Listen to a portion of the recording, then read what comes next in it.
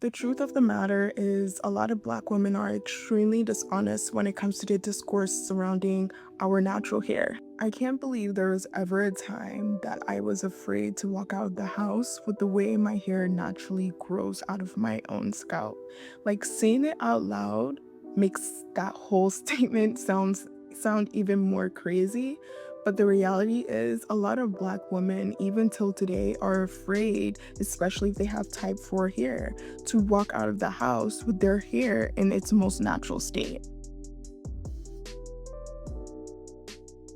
She said the quiet part out loud. I've been saying now for a few years that there are many Black women who simply do not like their hair.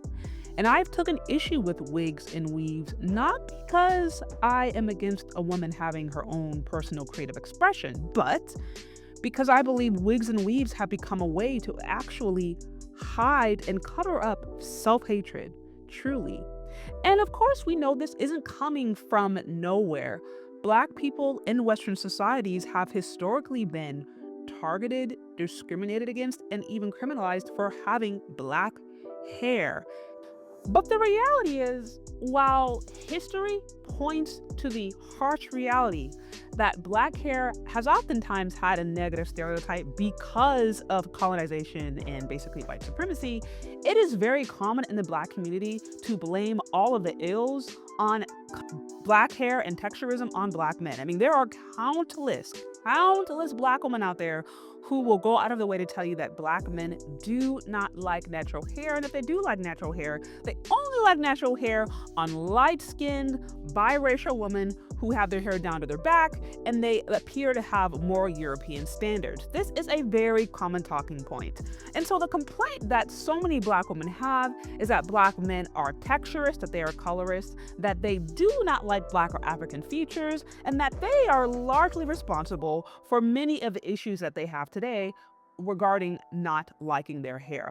Now I want to turn your attention to Senegal, a black nation in Africa, who recently made the decision to ban wigs and weaves and really this European aesthetic as a way to promote African beauty, black beauty standards.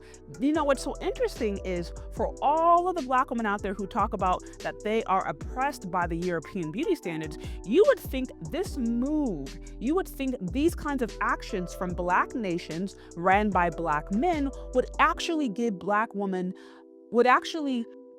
have black women celebrating and saying, yay, see these men, they're pushing against European beauty standards. Yay, these men are institutionally supporting us the way white men institutionally support their women.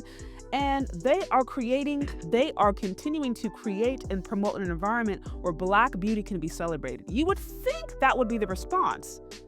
But unfortunately, it was anything but that. Black women waged war. They revolted, and it got to the point to where the ban only lasted a day, unfortunately.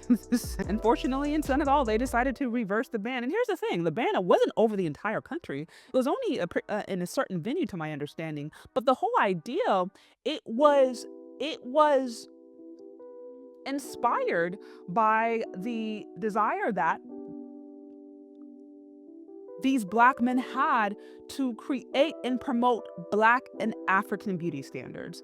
That was the desire. But many black women said that these men were overstepping, that they were trying to control and police the styles of women, and they were not having it.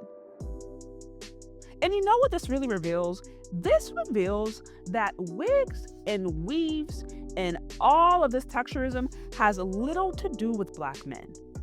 Because for all of the black men are texturists and they want to promote European beauty standards, you can't get any more Afrocentric, you can't get any more, black beauty centric than literally creating policies to ensure that you are wearing your own natural hair, than literally trying to create a culture where your hair is the norm. Like, you can't get any more revolutionary than that. Yet and still, you got black women still complaining. So it's like you're mad because you say say that black men like wigs and weaves and only approach you when you got it on, but then when black men try to create an environment where you can't do that and you are forced to wear your natural hair, now you're mad and saying that they're trying to control you. Y'all, this is super inconsistent. And what this is really revealing is that this doesn't have anything to do with black men. I truly believe this has more to do with the fact that black women themselves do not feel comfortable in their own hair.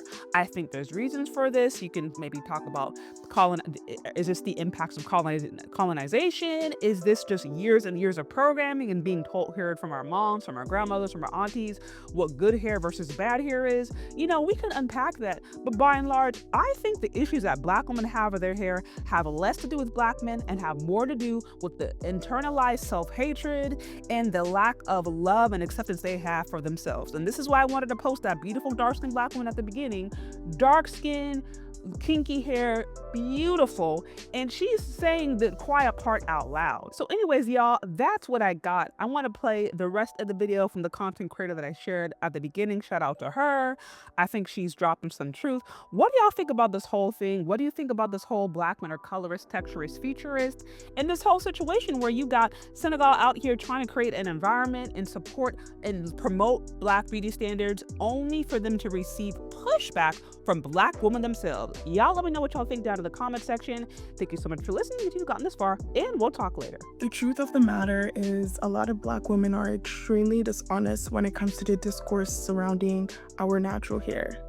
That's why you see a lot of black women saying they will never wear their natural hair to their birthday party, a club, a party, like a party in general, or any special event. The reason behind this is because black women do not see any real or true value behind our natural hair. We genuinely do believe that other hair types look better and is more valuable than our own natural hair. And I don't want to hear anyone saying, babes, that's not real, you're just making that up. Come on, babes.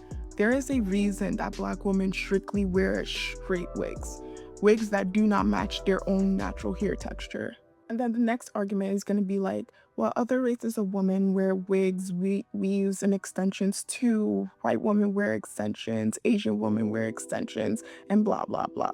Although that you guys may be right that those women other women of different races wear wigs and extensions and weaves as well. The big point that y'all seem to miss, the big key point that y'all seem to miss is that they are wearing wigs and weaves that match their hair texture. And this is where the conversation of texturism comes in. The problem is a lot of black women do not like the hair texture that is growing out of their scalp. You can't say that you love your hair, your natural hair, but in the same breath wear wigs and weaves that are completely different hair texture than your natural hair that's covering your natural hair. You can't, it's very contradictory if you really think about it. And obviously, if you want to wear extensions and wigs, like that is not a problem. No one is saying don't do that. You can absolutely still get braids, African hairstyles in general, like cornrows, kinky twists, all that type of stuff. And on top of that, if you do want to get wigs, if you do want to get hair extensions, get the hair extension and wigs that literally match your hair type to just, elaborate on your natural hair to make it maybe longer, maybe fuller, whatever the case may be. I just want black women to be able to create a world for themselves within our own community where we can walk out of the house and be ourselves in our most natural state. It's gonna be like, for example, all I did this morning, literally I took off my bonnet, sprayed some water on my hair, and I fluffed it out. Literally, that was it. Literally the most easiest process in the world. Other races of women are able to, walk out of the house, throw their hair out of their ponytail that they left it in overnight, and just walk out the house. Why can't we also have that same luxury? At some point, we have to stop blaming other people. At some point, we have to stop pointing fingers. At some point, maybe we are the problem as well. Before I could get to the point or the place where I can wear my natural hair like this, I had to have a real, honest conversation with myself. It was a tough conversation, but the conversation needed to be had. I'm very glad that I was able to come to the conclusion that I love my natural hair.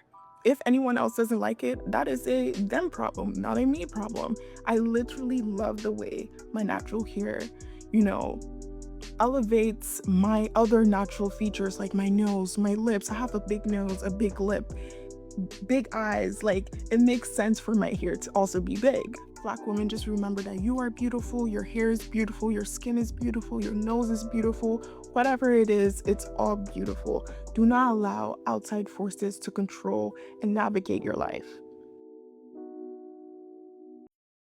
I'm really excited to announce my new kids book, Aisha Learns to Love Her Hair. Aisha's hair is stunning, but she struggles to see its beauty. Through encouragement and wisdom from Grandma Lily, Aisha learns powerful lessons about self-acceptance. Aisha's journey is a heartwarming tale of family, culture, and confidence. Share her magical journey with your little loved one today, available for purchase.